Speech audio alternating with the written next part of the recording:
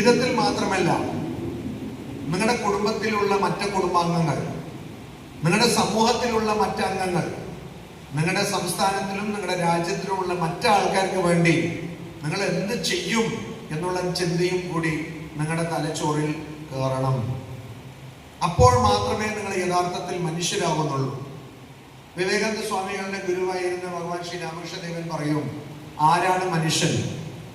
ബംഗാളിയിൽ പറയും മാൻ R hush. മാൻ എന്ന് വെച്ചാൽ സ്വന്തം ഒരു വ്യക്തിയെ കുറിച്ചുള്ള സ്വാഭിമാനം.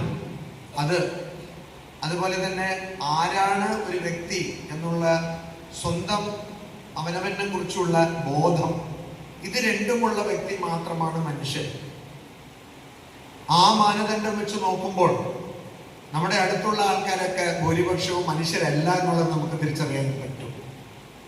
പലരും ധനത്തിന് വേണ്ടിയിട്ടും മറ്റുള്ള ആൾക്കാരനെ എങ്ങനെ താഴ്ത്തി കാണിക്കണം എന്നുള്ളതിനും പ്രവർത്തിച്ചു കൊണ്ടിരിക്കുന്ന ആൾക്കാരാണ്. അപ്പൊ ഇവിടെ നമ്മുടെ കലാലയത്തിന്റെ ലക്ഷ്യം നിങ്ങൾ നല്ല മാർക്ക് വാങ്ങിക്കണം എന്ന് മാത്രമല്ല, അത് ഏതായാലും ചെയ്യണം.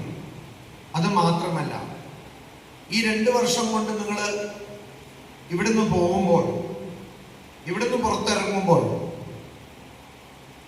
ഇന്ന് നിങ്ങൾ ഈ വിദ്യാലയത്തിൽ പ്രവേശനം നേടുമ്പോൾ നിങ്ങൾക്കുണ്ടായിരുന്ന മൂല്യബോധങ്ങളും മനുഷ്യൻ എന്ന് വെച്ചാൽ എന്താണ് എന്നുള്ളതിനെ കുറിച്ച് ധാരണയും വർദ്ധിച്ച് വികസിപ്പിച്ച് ഇവിടുന്ന് ഇറങ്ങിപ്പോകുമ്പോൾ നല്ലൊരു മനുഷ്യരായിട്ടാണ് നിങ്ങൾ ഇവിടുന്ന് പോകേണ്ടത്.